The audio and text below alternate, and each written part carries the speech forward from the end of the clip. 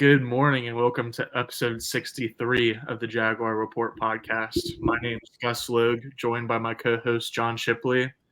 We had a little nice mini bye this weekend, John. How was your Sunday off of Jags football? It was nice. I consumed a good amount of otherwise NFL football. Some pure just slop going around. Yeah. Jared Goff is the pumpkin we all thought he was. Deshaun Watson is terrible, and Tyrod Taylor is the Giants' best quarterback on their roster. So those are three takes for you right off the bat. That's fair. It was definitely a slop fest. There was a point in like the afternoon game, especially. I don't know how I didn't fall asleep, but I fell asleep during the early slate. There you go. I don't know.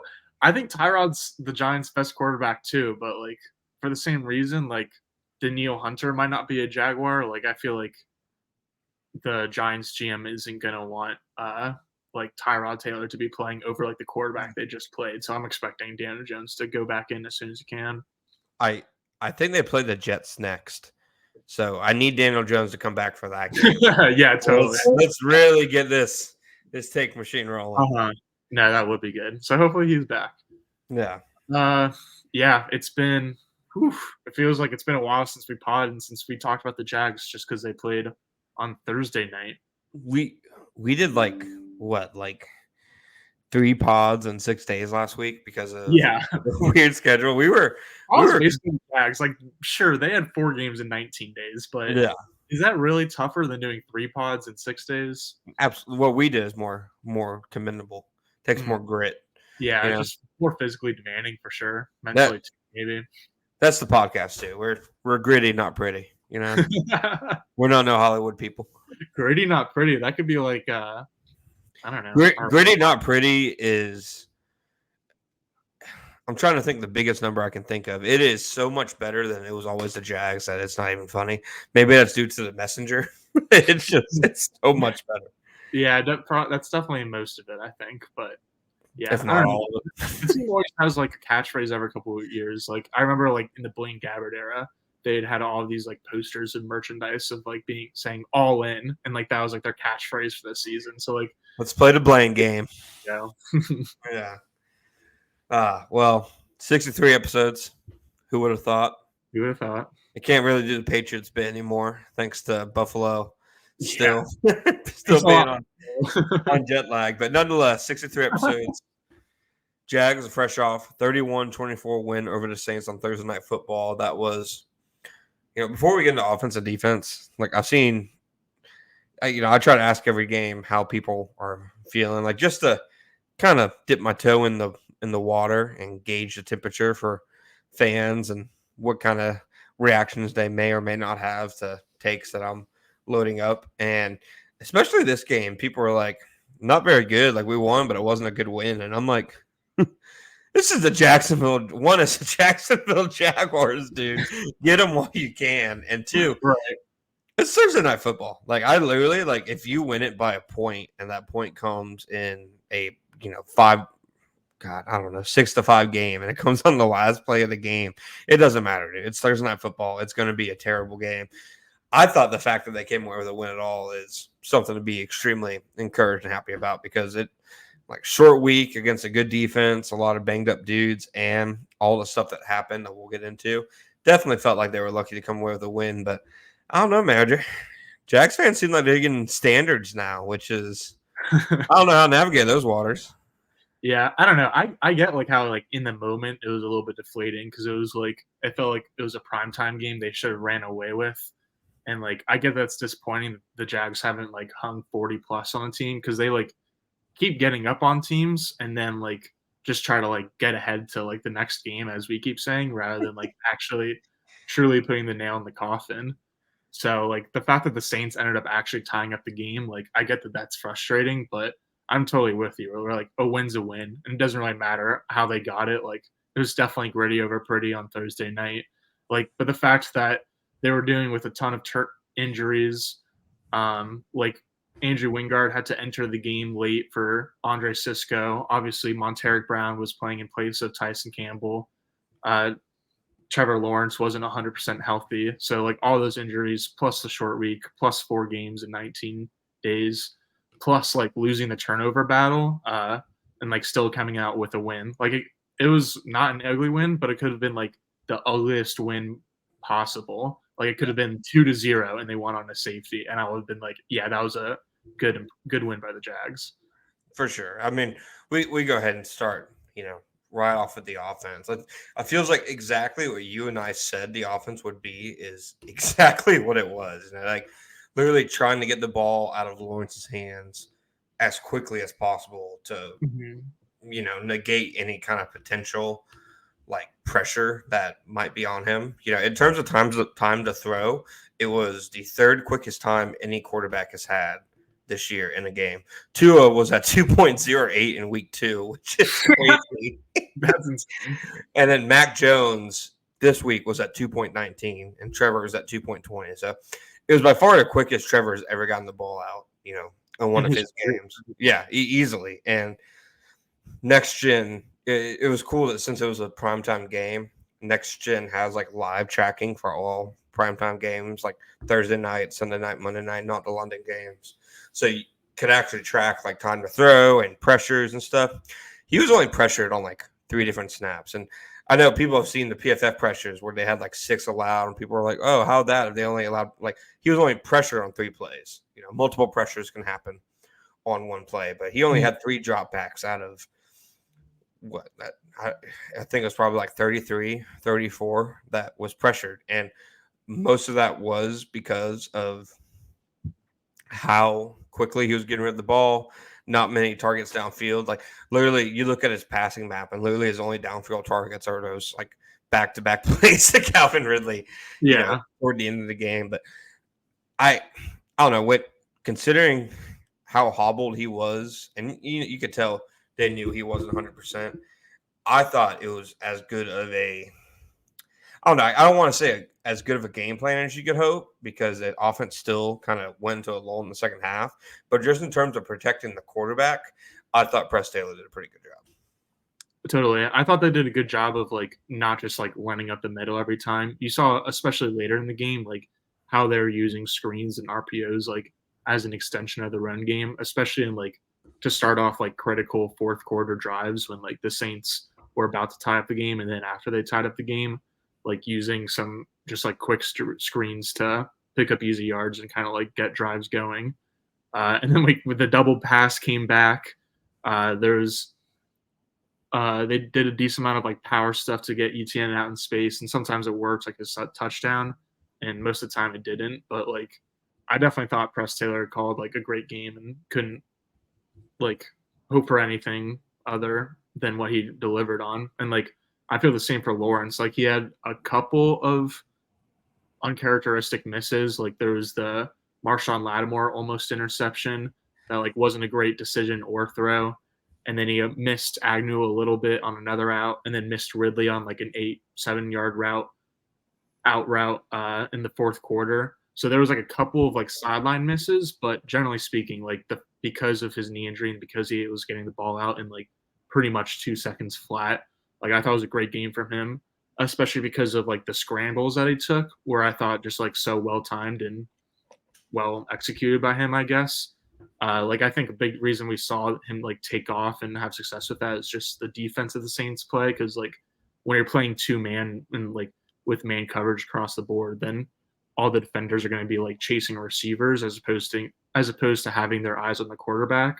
So I think like Lawrence and Taylor and the offense kind of knew that and was like, if you're like feeling a little bit of heat, then it might make sense to just like find a lane and try to take off rather than like extending a play and kind of like, because that's how he got hurt originally, was like just trying to extend the play that wasn't really there. So he did a really good job on Thursday night of like not extending any plays and being able to like win enough like in the first 2 seconds. Where are we placing the blame for that near pick? Is that all on Lawrence? I thought it was a bad route, and I thought it was a bad job by the receiver of coming back to the ball. I definitely agree with that. But like, even if Agnew had a better route and done a better job of like coming back to the ball, like I still think it would be like a contested ball and like an iffy completion. So like I more so think I think there was like someone showed like the all 22 angle of it, and like Ridley was wide open on the dig backside. So it's just that like the thought process was like, why would you like go to Agnew in tight coverage against Lattimore when you have like Ridley coming across the middle? So I mean, maybe not, but like my point was just that was like No, that for was sure. one of like 3 or 4 quote unquote mistakes that he made. That play to me was one of the most like hair pulling plays of the game. Like that Agnew came into the game with 6 targets all year, and then he saw 6 targets, and it felt like it was just like incompletion after incompletion to him, and like critical, like high leverage situations, and it just felt like a very like why this game of all games to start peppering Agnew with targets. I also thought like in terms of I would imagine this was probably the game plan because again they want him to get the ball out of his hands quickly. He was a little bit of a one and run on Thursday. You know, like the Agnew play, like you mentioned, Ridley was open. Like he was locked on to Agnew from like he knew that's where he was going with the ball, and maybe a part of that decision making is don't test Lattimore when you have, you know, Agnew is the target, but it definitely seemed like he wasn't really probably going through reads or giving them as much time as he normally does. And I do think a lot of that has to do with the game plan and injury. I mean, you mentioned Ridley. Might as well jump right into it.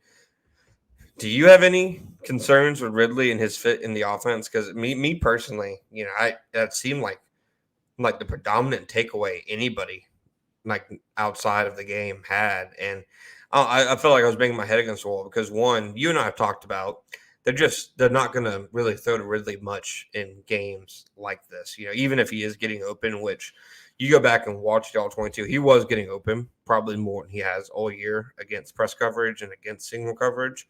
But Doug Peterson kind of said himself when he basically said on Friday that they see him more as a deep threat receiver. I'm not sure how much they trust him in quick game and intermediate. And I think a part of that is because every collision looks like a car crash with them. So I just think like when they're trying to get the ball quickly out of Lawrence's hands, I just don't think he's that big of a fixture in what they're trying to do. But of course, because it's the most recent game, people are running for the hills, you know, talk like extremely worried about it. But in my thinking is like if the conversation was held 2 weeks ago, people are thinking he's like a top 10 receiver because he just diced up Buffalo. So it definitely seems like some recency bias. But where do you stand on Ridley after this game?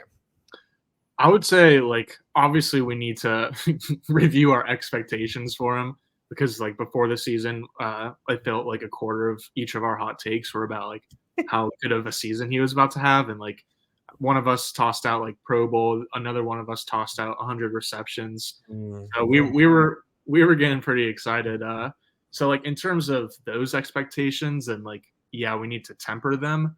But I'm not like concerned about his role in the offense. Like you said it about how Doug said after the game about how they were like rotating coverages towards Ridley's side and using like cloud coverages against And they him. were. It wasn't just coach speak. Like they were. Right. So it's like I'm gonna like listen less to the fans and like what they say about like his like target share and listen more to like defensive coordinators and what they have to say and like how they're showing like their defensive looks. Cause like they show like which players they respect and which players they don't, like based on their game plans. And like you saw in the Saints offense, like their game plan was to target Monteric Brown, which like is fair and reasonable. But like you also saw for the Saints defense, a big part of their game plan was to take away Calvin Ridley. And like, so I'm not concerned because like I think him like having coverages rotate at his side like opens up some stuff for Kirk and from Engram, and like he doesn't need to be that early down, like quick hitting target on like short to intermediate areas because Kirk and Engram are good in those areas. So like if it was a situation where like the Jags like didn't really have like anyone else at receiver and they were relying on Ridley to do like all the heavy lifting, then I would be concerned about that. But fortunately, they're in a spot where like none of their receivers really need to do a lot of the heavy lifting and they can kind of like just take it on a game by game basis. So it's tough, I guess, that like he's not having like a Pro Bowl season that like we thought was possible, but I'm not like concerned about him either. It definitely does seem like Peterson in general, the scheme too, is like spread the ball around. And you can even say the offense has moved better since those first couple of weeks when it felt like they were really peppering him like nonstop, with targets. And I also think in a game where I think Lawrence was like 11 for 11 for like 120 yards when targeting the slot, like you find the weakness. Like you're gonna really keep going at it. But in that same context, where are you at concern wise for the offense's second half lulls? Because it happened last week. I think they would have scored 24 first half points if Kirk didn't fumble. I think they would have scored another touchdown that drive. But even with that, 17 first half points, Lawrence was 15 to 21 for 146 yards. The offense in general, picked up 14 first downs, 226 yards, 6.09, yards of play. The offense was really moving it, in the first half pretty consistently. Like literally fumbles were the only thing that were hurting them. But then you go to the second half, and if you take out Kirk's 44-yard catch and run, they have 60 yards on 22 plays. You take out some of the kneel downs, and it's probably like 64 yards on 18 plays. They were 0 for 5 on third down. They only had 4 first downs the whole, second half. Peterson, after the game, was asked about it. He just goes, "It was a good defense." So he basically seemed like he was saying, like, they just beat us in the second half. I feel like some of it was weird game script because they came out early in a drive after getting a stop and winning, I think, quick 3 and out. And then the Saints pick 6 to Fourier and then a long scoring drive for them. So they didn't really have many chances to have the ball in the third quarter. Mm-hmm. But overall, I mean, what are these like second half lulls saying to you? Because it'd be one thing if it was just this week, but it was 2 weeks in a row. I mean, you could almost maybe even say 3 weeks in a row. Yeah, I think like a big reason for it was that like they couldn't really finish the game with the run game, and like the Saints knew that. Like the Saints were obviously prioritizing like stopping ETN and not letting like ETN just kind of finish the game. And so then like I mentioned like the screens to like help Jacksonville on earlier downs, but then like when it got to like 3rd and 5 and 3rd and 10, like Lawrence just like wasn't connecting on like these second half third down throws. But like I'm kind of willing to chalk that up to like the Saints have a good defense and good coaching and like come out with like good second half adjustments in those games. And then B, like Lawrence, as you were saying earlier, was kind of like one read and then either like throw or check down. And so like, yeah, again, he missed one to Ridley and he missed one to Agnew. But like with it being a short week and him not being 100%, like and Zay Jones being out and Walker Little being out, I'm like not too concerned about it. Like I think if they're still having fourth quarter lulls in week 12 when Jones and Little are both back and Lawrence is 100% healthy, then I'll be concerned. But I guess it is a little bit not concerning, but you just like would like to see a little bit more out of Jacksonville's run game late in games, because like I think they would just rely a little bit too much on like Lawrence and ETN like closing games based on like their talent.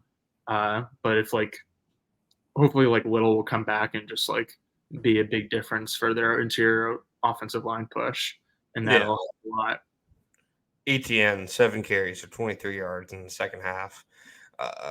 Lawrence 6 carries, 24 yards, and then Ridley and Agnew had 2 carries for -1 yards combined. But looking at like their pass distribution in the second half was pretty wild too. Calvin Ridley had 4 targets and 1 catch for 5 yards in the second half, and then between ETN, Tim Jones, Evan Ingram, and Christian Kirk, they all had 1 target each, and they caught it for like 2 yards, 4 yards, and 3 yards, and then of course 44 yards. Christian Kirk. That was the fastest. I know they said it. That was the fastest I've ever seen Christian Kirk move. Yeah, I agree. Honestly, I thought that about the ETN touchdown run too, where you like had the pitch on the left side. Like, I don't know. Like, obviously we know that ETN is fast, but I feel like he like really hit a different gear on that one. So I feel like both the ETN and the Kirk plays was like, wow. I think you're starting to see like the creativity in their run game again too, honestly, because they're doing a lot with the running game based on motion. Like I know they brought Kirk in motion across their formation on that touchdown, and you Mhm. could just tell like it messed completely with the flow of the second and third level, defenders. I'm with you. I think the run game and not really having it be consistent, like it's like they're relying on ETN home runs a lot, and ETN's a really good inside zone runner because he like that touchdown he scored in on the first drive. It was like a 2-yard run, simple inside zone. He just like literally like squeezes himself through like the smallest gaps. Yeah. But like it works on a touchdown because you just need to cross the line. You just need those 2 yards. It's not working in short yardage situations because like teams are just able to stack the box differently, and the Jags like offensive line like it seems like any like short yardage run the Jags need, they're either like doing gimmicky stuff or they're doing inside zone, and they just don't have the line that's going to consistently win on those kind of plays. But he's on a crazy streak right now, man. Like 6 touchdowns in the last 3 games, and I won't put the account on blast, but there's a notorious like draft Twitter like Galaxy brand account. I saw a tweet it was sent to me, and they're like, "You'll never guess what this tweet is." And the tweet was like, "He is their best running back." And the tweet was about Tank Bigsby's catch against the Colts in Week 6. So I'm like, this wasn't even a preseason thing. Are you talking about like the check down that he took in like the middle of the field? Bro, like he had one nice cut against a linebacker and it like forward for 3 yards. It's looking rough for Tank right now, and honestly, it's not even just I've defended like I think too on a lot of his carries it is just the blocking, but he had a nice little crease there on his first carry he got. Go back and watch like the all 22, and he just missed it. So I don't think ETN is coming off the field anytime soon, but he's on a crazy pace right now, and I do think the offense like the bones are still there for them to be a consistent unit and like a high scoring unit. Because again, they would have put up 24 points, in my opinion, or at least 20 points in the first half against a top 8 pass defense with an injured quarterback if they didn't have like a super weird turnover. So yeah, and you didn't even mention the Agnew turnover too. Like it was 2 crazy first quarter fumbles or first half fumbles. So after that fumble, I tweeted, like something along the lines of quotation marks, "Why does Tyson Campbell play special teams?" And I was like, "That's why." And a dude replies to me, goes, "You don't even know the team you cover? That wasn't Tyson Campbell." No shit. I know this. Yeah, they I won't say they have the weirdest looking turnovers in the NFL because the Browns have had some brutal ones. The Vikings too, but every Jags turnover, like the Jags have no turnovers that look normal. Never, ever. No, it doesn't make any sense. But again, like the fact that they had those ugly turnovers and like overcame injuries and rest and all the other stuff and like came out of the Superdome with a win is pretty huge. Yeah, I will say. Go ahead. Last like comment of mine about the game. Lawrence's easiest throw of the game was a game-winning touchdown to Kirk. I think it traveled like 2 air yards, 3 air yards, something like that.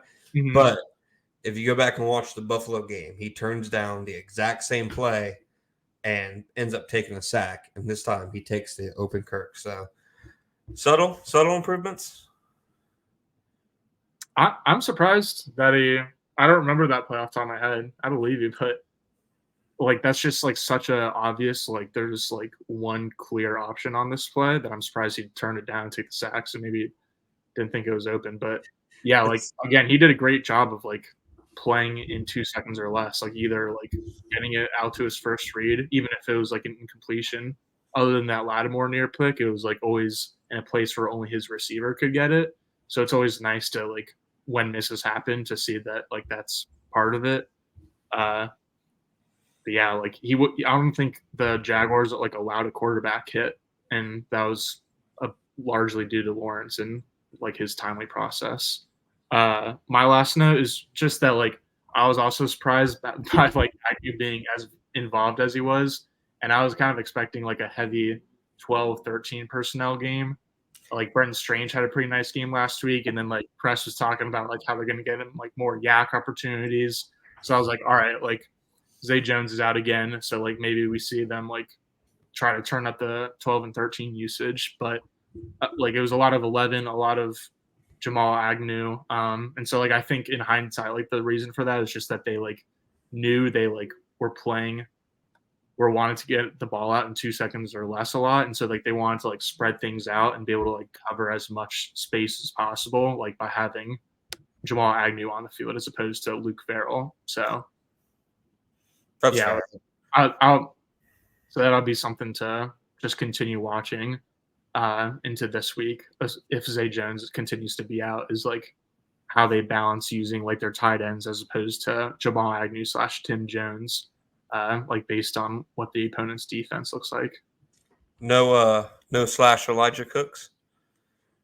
No, he got 5 snaps. 0. Did he get a target? Not that I He didn't get a target, but he did run one route. So nice. yeah, he was run blocking on the other 4. Yeah.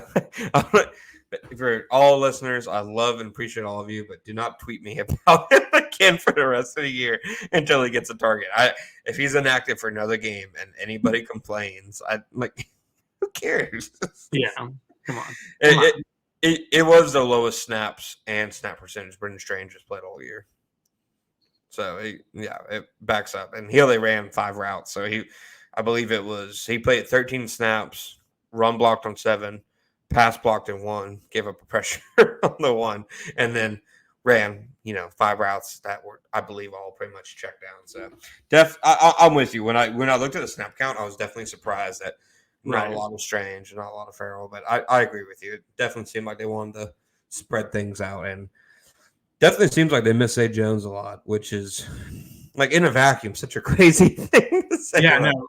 I was thinking that like before the season, I was like, I feel like people are sleeping on Zay a little bit, like partly just because he had a great training camp. So I was like, wow, I like just forgot how good he actually is. He's not just like some scrub number 3 receiver. Like he would be number 2, maybe even number 1 on some offenses with like, good receiver rooms. Like, I don't know. Like he'd probably be the Patriots wide receiver 1. Ooh, would he be the Panthers number 1? Thielen looks like 5 years younger than he actually is, but like I feel like he could be like a 1B to Thielen. Okay. Thielen is like weirdly found the fountain of youth or something though. Okay. Like he'd be the Green Bay Packers' best receiver. Yes, even though I'm a big Romeo Doubs guy since Senior Bowl, but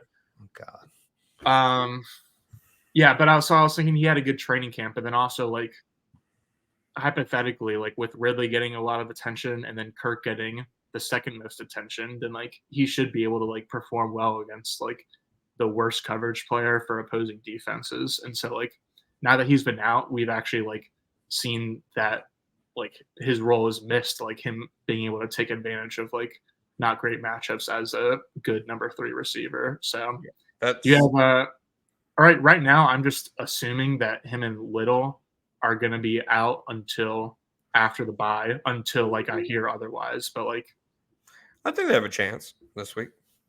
Okay, they both have a chance. I think Little has a better chance. Okay, ship rooms. Did we ever find out like any specifics about Zay's injury, or it's just me?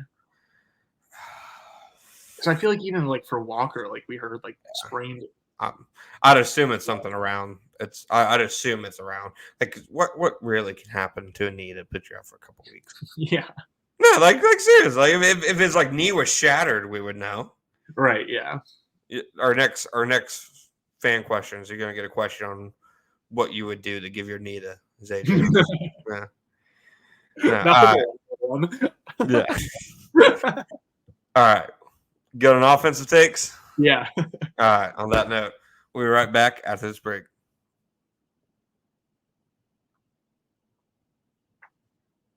All right, Gus.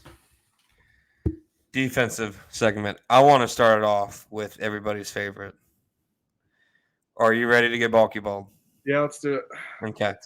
Would you rather have player X, 63.9 PFF coverage grade, and a 4-year, $3.7 million deal, or player Y, 63.6 PFF coverage grade with a 4-year, $14 million deal, and he's due $12 million next year. Like, you tell me. Which one would you prefer? And then I'll give you the context. it's so dumb. What do you mean it's dumb?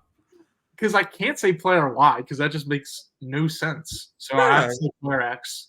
Oh, you believe in data. Okay, thank you. Okay. You gave me like no other metrics. So give me at least like pass deflections. So Balky found. So what you're saying is Balky found a better cornerback in the 7th round than the Falcons found in the 1st round with AJ Terrell. Oh my God! You got Balky ball. Masterclass. Wait, so this is Monteric Brown versus AJ Terrell. Yeah. So in your mind, you have to spend the 1st round pick and pick up the 5th-year option to get the same production as Balky gets in the 7th round with Monteric Brown. All right, that's one way to use resources, I guess. For the same production, cites PFF coverage grades. Hey. Just because you're getting masterclass doesn't mean you gotta attack our friends at Pro Football Seth Galina. I mean, all right. Well, who would you rather have? Grade for like the season? Yeah, it's for the season. That's not for one game. No, if we want to do for one game, then who would you rather have, Sauce Gardner or Monteric Brown? Let's see. I've got the PFF grades pulled up. No, don't fight me on this. I'm just looking at. I'm interested to see what Monteric got it graded. You're getting Balky balled. 67.9. I was just curious. 28.7 tackling grade. That's 16.9 coverage. That came from like one play, I feel like. Chris Olave early on, and then Mike Thomas broke a tackle. Mike Thomas broke a tackle. Okay, yeah, he deserves that one. So yeah, but it was like. Okay, would you rather have AJ Terrell or be 5-2? AJ Terrell. You can't reason with this man. Winning is the only stat that matters. The W. AJ Terrell is like the closest. Off the top of my head, at least, like AJ Terrell would probably be like the closest like NFL comp I would have for Tyson Campbell. So just like having essentially 2 Tyson Campbells, sign me up for that. Jags could be 0 for 7. Or 0 and 7, 0 for 7. So you think it'd be better to have a better number 4 cornerback than to number 4 cornerback? Okay, I'll give you Darius and like no. See, this season too, but this is why you're never going to be a GM. You don't think like this. Oh yeah, this is the reason why. 5D chess. You got Balky ball. I don't love traveling. Yeah. They can't afford me. You got Balky balled. All right. Might as well. I'm dumbfounded. All right. Yeah. I mean, I thought Monteric, Buster, whatever the hell we're calling him, I thought like his first NFL start, like gave up a touchdown to Mike Thomas. Honestly, wasn't bad coverage. Right. Like Tyson Campbell could have been that guy, and I would have been like, and that was like pretty. And Tyson's really good, but Tyson gives up a lot of touchdowns. Tyson, I think, is like top 3 among cornerbacks and touchdowns allowed in the last 2 seasons. I think it's like 10 or 11. He allows like 3 catches a game, but like half of them are for touchdowns. It feels like. So I'm with you. Like it very easily could have been, Tyson on that same rep, and then he had 3 plays and coverage that stood out to me. 2 of them in the end zone, 1 against Mike Thomas in the first half, and then that last one against Olave. Part of me thinks just a terrible play call by the Saints because I saw Adam Stites with Jaguars Wire, great guy. He tweeted after the game, he was in the locker room, that Monteric was like, yeah, I was expecting the fade the whole time. I didn't think anything else was coming. And I'm like, all right, that just tells you that like Pete Carmichael is in hell right now. The dude in his first start thinks only this one play is coming, and he's right. But I thought super encouraging performance, and that to me is huge for the Jaguars because we know their starters on defense are good. And you can say this for probably any defense, but we have no idea about the backups. And you never will know, unless they play. Other than the interior guys and Chason and Muma and probably Wingard, we don't know a lot about their, depth guys that they have. We didn't know if they had a quality backup behind Tyson Campbell and Darius Williams. I'm not ready to say that, okay, Montaric Brown's a cornerback Better 4. than AJ Terrell. Well, clearly, but that's what the production says. That's what the data says. Oh, Okay. I digress. you've never gotten to your eyes, have you? Okay. They both gave up touchdowns yesterday. Only one of them made a game-winning. I mean, this week, but only one of them made a game-winning play in coverage. All right, Yeah. let's just move on. I Bulky. shouldn't have brought it up again. Bulky ball. Yeah, okay. But I don't know. I feel like one of the biggest questions of the team was cornerback depth, and I feel like this went a long way toward answering it. Yeah, I totally agree. Like that was one of the biggest questions for the Jaguars this season is like how's their depth going to hold up, specifically like at corner or edge if like one of their top guys goes down. And then we saw it this week, and like unsurprisingly, the Saints kind of game plan to target Montaric a lot, and like you saw that like they did it successfully a couple different times. Like the Alvin Kamara 2-point conversion was like a pick play towards Brown, where like Brown just didn't like it's a tough play to make, but he didn't pick it up. And then the Foster Moreau dropped touchdown was like I don't know if that was on Rayshon. That might have been on Rayshon, but it was like to Montaric's side, so I'm still kind of including it. But then like the 2 goal line fades against Mike Thomas early in the game, and then Chris Olave with that huge 4th down where like next man up had to step up, and he did. Like question is answered right there. I feel like they got what they were looking for. It was like a huge performance by someone that really needed it, and that's how you win games.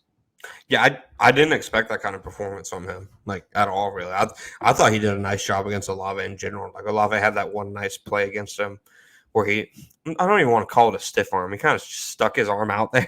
It was just like stay away. Mm-hmm. But other than that, like I thought it was a really encouraging game from him. A game I didn't expect. Peterson said on Friday that Mike Caldwell deserves some credit too. I guess Mike Caldwell did a lot to, shade a safety to his side and maybe help him over the top some. But I thought it was huge. And then you look on the flip side and the other spot where, depth questions kind of are still there is outside linebacker. Josh Allen had, for like the second week in a row, the best game of his career from a pressure perspective. Holy smokes. He looks like that was like maybe the first game I've seen from him, and I'm like, wow, he just like looks different from everyone else in the field. It looked like a Nick Bosa / Myles Garrett type of yes, that's exactly what I was thinking. I was thinking Myles Garrett. So yeah, it like literally it felt like every other drop back he was like a step. Like he very easily could have had like a 3 or 4 sack day. And I'll give credit to Carr. He did a good job to a pretty good extent of avoiding sacks because Allen almost got there a few times, and then Trey Herndon, it looked like was going to get their first sack, and Carr just did a good job of feeling the backside pressure. And other than him, though, he was the only guy in like a defensive lineman or outside linebacker who had a win rate per PFF above 9. Jeremiah Ledbetter was the next best one. So Trayvon, I think, had 4 pressures, but he had almost 40 pass rush snaps. So and I honestly, not many of them were high quality pressures. And this is against like Cameron Irving too, dude. Like not a good right time. So have 2 games this year where he's played against somebody who's just firmly not a good right tackle, and he just hasn't shown up and produced. I know that ESPN has their pass rush rate. They had him as like a top 7 player this week. After watching the game and then seeing that, I will no longer reference that stat. I'll reference the double team, but there's just no way. There's no way. I think like their stat is just like so time based that it's like where's like his like tracking dot compared to like the offensive tackle's tracking dot. Like after 2 seconds or 2.5 seconds or whatever. And like, I don't know. I feel like they just base it so much on like where players are after a certain amount of time, as opposed to like actually whether or not they won or lost the rep Yeah, based on like the situation. So like, that's a good take. yeah, I'm with you. I thought this game was the best example yet of the pass rush was literally just Josh Allen, because even DeJuan Smoot, they have not eased him in at all. He has 62 pass rush reps the last 2 weeks. Chase on has 79 all season. So Smoot has literally been Wow, that's a good stat. That's crazy. like Smoot's literally been given a giant work rate coming up, and he has 2 pressures. He has like a 5.0 win rate. And that's not a knock against him. He's coming off an Achilles injury. I think everybody can expect him to not do a lot right now. He did have a strip sack, so it's funny. One of his two pressures and 60-something snaps is a strip sack. But overall, he just hasn't been effective as a pass rusher. I thought this game was the best example yet that it's Josh Allen and then nobody else. And I don't know. You play an offense that isn't dysfunctional and coming apart at the seams and doesn't have arguably the biggest baby, like loaded diaper-esque quarterback in the NFL under center. And I think that could come back to bite you. So like to me, if I think that we each said that coming into this game would decide how aggressive they need to be at the trade deadline. Even with Josh Allen completely dominating, I still think you have to be aggressive because they got nothing from anybody else. No, I've said before, like the mark of a good team is not just beating other good teams, but like beating bad teams handedly and not like playing down to their competition level. So you could kind of think of that in terms of individual player performances too. Like Josh Allen took advantage of a really good matchup because I'm pretty sure the Saints were charting out Andrus Peat, like their backup interior offensive lineman at left tackle, and he like was limited in practice with an ankle injury. So it was definitely like an easy matchup for Allen, but like he took advantage of it and did what he was supposed to do. And you can't say the same about like any of the other Jaguars defensive linemen. So like as we talked about with like Danielle Hunter recently, of like we don't know if like Jaguars brass would make a move to get like a starting caliber edge just because of what it would say about the Trayvon Walker pick. But like even if they're not looking to upgrade like Walker / their starting edge across from Allen, like they've got to be looking to upgrade from like Chase on or like one of their rotational guys. Get a designated pass rusher. You know, like if you're so fixated on making Trayvon a thing, which they obviously are, that's fine. Don't take away his snaps on the downs that he's normally at least sufficient at. But get somebody else on. Josh Uche, who's kind of been a designated pass rusher his whole career. Carl Lawson, literally just ask him to come off the bench and give you some third down reps. Whatever you have to do, because I firmly just don't think it's there with Trayvon as an edge rusher, at least not what we're seeing right now. And his combine's looking a little fake to me right now. That play with Derek Carr in space was brother, that was insane. That wasn't the only play from the game. So not a bad player because he's obviously really important to what they do on first and second down. He's really important in a lot of their stunts and blitz packages. And credit to Mike Caldwell, he's kind of getting around the Josh Allen dynamic by having Foye be really productive on interior blitzes. Trey Herndon has had some good blitzes, so he's calling blitzes really timing them well to kind of mask the lack of playmakers that they have up front. But I think this game had to be the one where, I'm sorry, if you're not beating Cam Irving at right tackle with anybody on your roster, you got to get somebody in there who can. Yeah, and it's like right now it's like borderline okay because you're facing Derek Carr last week and Kenny Pickett next week. But like it's going to be a legitimate problem when you're facing like Justin Herbert last week and Patrick Mahomes this next week when it comes to January. They need a boost. I have a hot take. Okay. Foye Oluokun is already the third best linebacker in Jaguars history. I was kind of thinking second. Who are you putting 1 and 2? Mike Pete and Daryl Smith. Mike Pete and Daryl Smith. I was thinking Daryl Smith. I forgot. I guess I just forgot about Mike Pete. I tweeted this preface it with saying, I know this is probably a giant take. And I got multiple replies about somebody saying I had Paul Posluszny eraser, whatever. Mm-hmm. And a reply about Telvin Smith.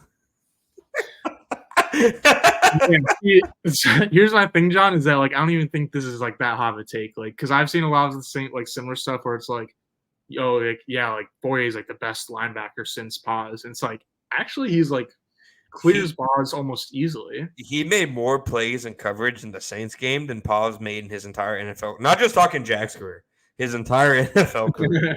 He's much better in Paz. He's significantly if the Jaguars were good for more than 1 year during Paz's tenure, and people just view his things like because he was one of the only NFL caliber players on one of the worst teams franchise like runs in recent NFL history. I think he gets elevated some. It's not a coincidence that the best defense came when he was literally taken off the field pretty much every obvious passing down. But Foye is playing at a crazy level, dude. Even in coverage, and I didn't think he was a very good coverage player last year. That play he made against Olave on like the first or second drive, when he's the inside backer on cover 2, and Olave has the dig, and he just gets over there and breaks on it. That was just an incredible coverage play. I don't know, like if you can say like for sure that there's anyone playing better in the league right him, like not named Fred Warner. Maybe Roquan Smith. Although, like, Roquan being really good has helped out Patrick Queen, so now people think Patrick Queen is, like, the best linebacker on the Ravens, which is, like... I won't take that cheese. Not again. Not again. Come on. Patrick Queen and Devin White. I won't fall for them again. Yeah. I will say, though, that, like, Foye has been incredible, and he had, like, an awesome game, including the pick 6. But I was really encouraged by Devin Lloyd, too. He had, like, 1 or 2 plays that, like... Nah, it wasn't even that bad. I can't even like. I was just nitpicking. Like he had a good game. It was he keeps dropping more and more interceptions, which I get that he's playing with a cast on his hand, but like it's still hitting 2 hands. Like if it's hitting 2 hands, you can at least like tip it to yourself or something. I don't know, like make it happen. But like other than the drop interceptions and like 1 or 2 like slow plays now, because like last year, like every other play, it felt like he was like unsure of like where to be and was like slow after the snap, and like.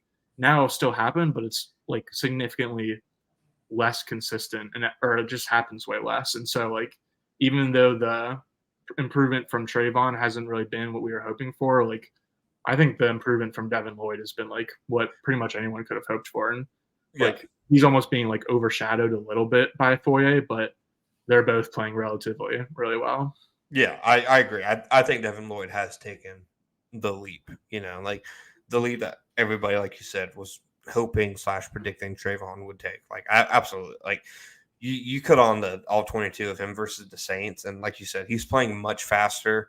He's filling gaps much quicker, much more instinctive, and he's hitting the hell out of people, dude. Like, he had one play where the center comes up to block him, and he just has a great swipe move in space, gets him off him, and then fills the gap, and just great hit on Kamara in the hole. He's playing really good football right now. Like I don't watch enough of every other team's defense in depth to know which linebacker duos are playing better, but it'd be tough for me to say there are a lot of linebacker duos playing better than those two right now. Like, and the thing with Lloyd is that helps him get so many of the pass breakups is he's so long that as that like whole like defender, he literally can just like guys trying to fit passes over him. He has the length to turn them into his pass breakups. So once he has 10 fingers again, the assumption is he comes down with some of those. But him and Foye are also such a good like duo together because it's like what Foye's strengths are and weaknesses are kind of play off Lloyd's pretty well. But I agree with you. I definitely think Lloyd is maybe being a little overshadowed right now. If he comes down with 1 or 2 of those picks, that probably changes. But I think Lloyd's playing the best football and I've been tough on him before. I've been tough on Balky for that selection before. So as of right now, props to both of them because he's looking good. He really is looking good. Mm-hmm. I would also say, like, on a similar note of like both linebackers played well. Like I thought Darius Williams also had like a really good game because like obviously there's questions about like how's Monteric Brown going to do, like replacing Tyson Campbell in the lineup? But then also like you have Darius Williams like kind of sliding into that number one corner role, and like it's not like he was like shadowing anyone or like his like assignments necessarily changed that much, but like his assignments changed in that like he's like the best coverage player on the field for the Jaguars, especially after Andre Cisco went down with an injury. And like he stepped up when it was needed also. Like he had the deflection that led to the Foye pick six. He had another deflection that was almost caught by Andre Cisco, which was like an awesome play against Michael Thomas, where they were like the Saints were clearly just trying to like take advantage of the size mismatch. I feel like there might be like one other specific one that I'm forgetting. He had a really good tackle on Kamara in the flat where he just like took his legs out completely. Yeah, so like just like Monteric Brown is like deservedly getting his flowers, and same with Foye Oluokun, but like both of their like counterparts in Devin Lloyd and Darius Williams like definitely stepped up in their own right and had really good games. Yeah, no, I'm with you completely. I think Darius, like this little run that he's on the last 4 games, is as good of like a 4-game stretch that Ramsey and Boye ever had. Like it's insane. The like crazy. It shows you that sometimes like just stringing 1 or 2 games together, what that can do for your confidence. Because he's playing super like that tip, like it's just reeked of confidence and your ability, and it really was super close to being picked by Cisco, dude. It was wild. All right, you got anything else on defense? No, I'm gonna do game balls. Okay, we're gonna break. We'll be right back for game balls.